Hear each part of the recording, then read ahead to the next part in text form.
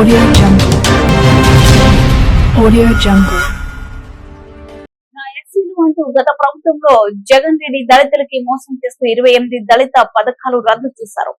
ఇంకా దారుణం ఏంటంటే అంబేద్కర్ పేరుతో ఉన్న పథకాలు రద్దు చేసి జగన్ రెడ్డి పేరు పెట్టుకున్నారు. జగన్ రెడ్డి రద్దు చేసిన దళిత పథకాలు అన్ని మళ్లీ తిరిగి ఈ ప్రభుత్వం ప్రారంభిస్తుంది. ప్రభుత్వంలో చాలా సంక్షేమ పథకాలను రద్దు చేశారు అధ్యక్ష.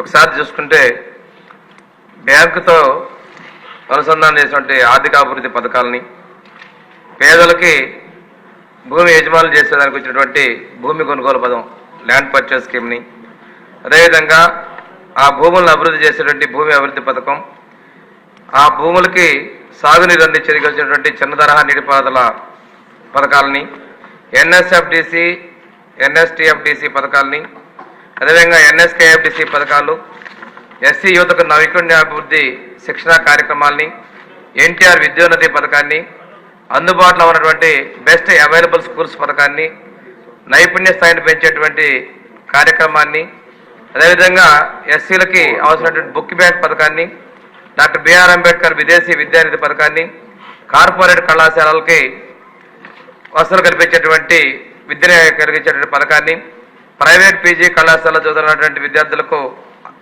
ఆర్టీఎఫ్ రద్దు చేయటం వంటి పథకాలతో పాటు గత ప్రభుత్వంలో కొన్ని పాలసీలను కూడా అమలు చేయలేదు అధ్యక్ష. ఎస్సీ ఎస్టీ బ్యాక్లాగ్ కళ్ళు భర్తీని పూర్తి చేయలేదు. ఎస్సీ ఎస్టీల కోసం కొత్త పారిశ్రామిక విధానాన్ని అమలు చేయలేదు. అదేవిధంగా బి అండ్ సి కేటగిరీ కింద మెడికల్ సెట్లో రూల్ ఆఫ్ రిజర్వేషన్ అమలు చేయబడలేదు అధ్యక్ష. అసైన్ భూముల బదలాయింపు నిషేధ చట్టాన్ని సక్రమంగా అమలు చేయలేదు అధ్యక్ష.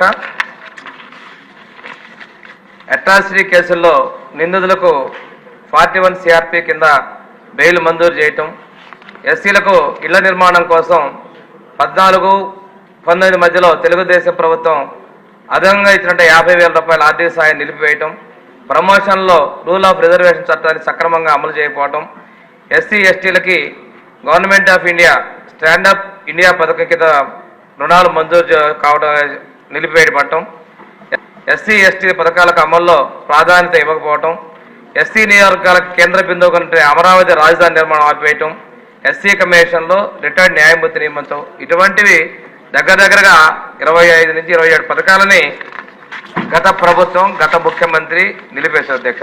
ఇందాక పెద్దలు చెప్పినట్లుగా దళితులకు మేనమావ అని చెప్పుకుంటూ కంసగా మారి వాళ్ళని కంసమామగా మారి హింసిస్తే ఆ దళితులే తిరగబడి ఆయన్ని తరిం వేశారనే విషయాన్ని కూడా మనం గమనించుకోవాలి అధ్యక్ష. 2014-19 మధ్యకాలంలో ఆ రోజు మన ప్రీతం ముఖ్యమంత్రి చంద్రబాబు నాయుడు గారు ఈ బ్యాంక్ లింకేజ్ పథకం ద్వారా బ్యాంకు రుణాలతోటి 60% సబ్సిడీ ద్వారా 2,02,414 మందికి 2,716,70,00,000 రూపాయలని ఆ రోజు స్వయం ఉపాధి పథకం మరియు పశు సంవర్ధక రంగాలకి అందించడం జరిగింది అధ్యక్ష. అదేవిధంగా భూమి కొనుగోలు పథకంలో భూమి లేనటువంటి నిరుపేద వ్యవసాయ మహిళా కార్మికుల్ని వ్యవసాయ భూమిని అందించడం ద్వారా 2,518 లబ్ధిదారులకి 197 కోట్ల రూపాయలతోటి 2,360.77 ఎకరాల భూమిని అందించడం జరిగింది అధ్యక్ష. ఆ భూమిని అభివృద్ధి చేయడం కోసం 100% సబ్సిడీతో కూడా 3.83 కోట్ల రూపాయలతోటి 2,335 మంది ఎస్సీ లబ్ధిదారులకి కేటాయించిన భూముల్లో 6,71,020 ఎకరాల భూమిని కూడా అభివృద్ధి చేయడం జరిగింది అధ్యక్ష. అదేవిధంగా నీటిపారుదల సౌకర్యం కల్పించడం కోసం బోర్వెల్స్, సబ్మెర్సిబుల్ పంప్ సెట్లని 90% సబ్సిడీ తోటి 10% బెనిఫిషరీస్ యొక్క కంట్రిబ్యూషన్ తోటి 27.47 కోట్ల రూపాయలతోటి 2,965 మంది లబ్ధిదారులకి ఈ పథకం వల్ల లబ్ధి చేకూర్చాం అధ్యక్ష. ఎన్ఎస్ఎఫ్డిసి ఎన్ఎస్టిఎఫ్డిసి పథకంలో చదువుకున్న యువతను ప్రోత్సహించే లక్ష్యంతో ఇన్నోవా కార్లు, అదేవిధంగా వాళ్ళకి ప్రాజెక్ట్ ఆధారిత విలువగల యూనిట్లు అందించడం కోసం 10,634 మంది లబ్ధిదారులకి 552.55 కోట్ల రూపాయలతోటి మనం ఈ పథకాన్ని అమలు చేయడం జరిగింది అధ్యక్ష.